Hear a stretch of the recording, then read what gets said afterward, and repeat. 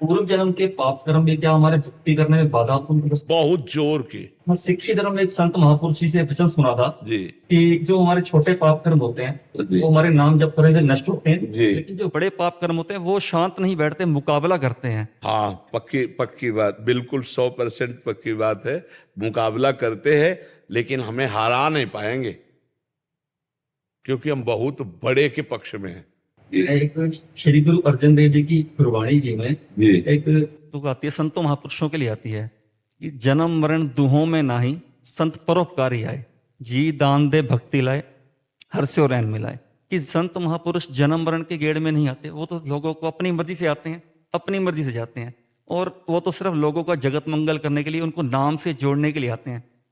पर सच्चे पातशाह महाराज जी, मैंने सिक्खी धर्म में भी, और आप परमहंस श्री रामकृष्ण जी की, उनके भी गले में कैंसर था, आप जी भी बहुत कष्ट, सिक्खी धर्म में भी बहुत ऐसे महापुरुष बहुत, हैं, हाँ, बहुत बहुत दुख, लेकिन वो तो खुद भगवान स्वरूप हैं। हाँ। वो तो खुद भगवान आए, जन्म मरण में नहीं, फिर उनको कष्ट। सच्चे पातशाह जी इस बारे में इसमें हम आपको बताते हैं कि अपने जनों के प्रारब्ध को भोगना, अपने जनों के प्रारब्ध को भोगना, और दूसरा ये दिखाना कि इस मार्ग में इतनी लेवल तक अभी कष्ट मिले तो हमें डिगना नहीं है।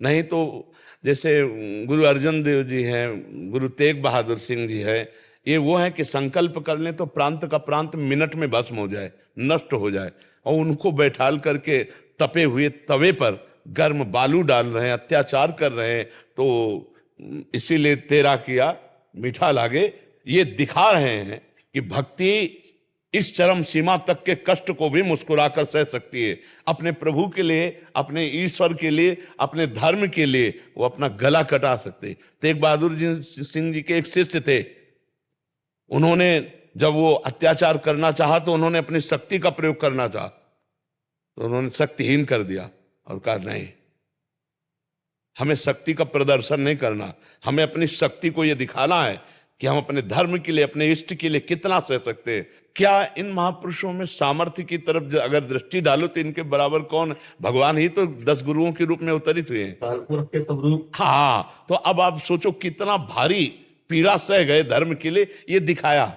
जब हम इन महापुरुषों का चरित्र पढ़ते हैं तो अपनी भक्ति क्या लगती है? ऐसे जीरा लगती है। नहीं, जैसे कहा जाता है ना, ऊंट जब पहाड़ के नीचे जाता है तो उसको अपनी ही लंबाई का अहंकार नष्ट हो जाता है। तो जब इन महापुरुषों की भक्ति का चरित्र, तो हमें एक गर्व होता है कि किस सीमा तक महापुरुष भगवान के लिए, धर्म के लिए सह गए, हम क्या सह रहे हैं। तो हमें उत्साह बढ़ता है सहने का। अगर ये ना सहे होते ना तो शिकायत हो जाती प्रभु से।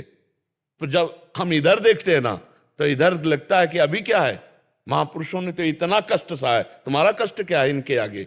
सोचो, शरीर में फफोले पड़ रहे हैं, तप्त लोहे पे बैठा ले हैं, जला रहे हैं, उबाल रहे हैं, फिर भी वो महापुरुष वाहे गुरु वाहे गुरु वाहे गुरु, तेरा किया मीठा लागे।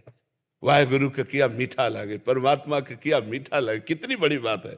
अब तेरा किया, ये बात हमको समझनी है।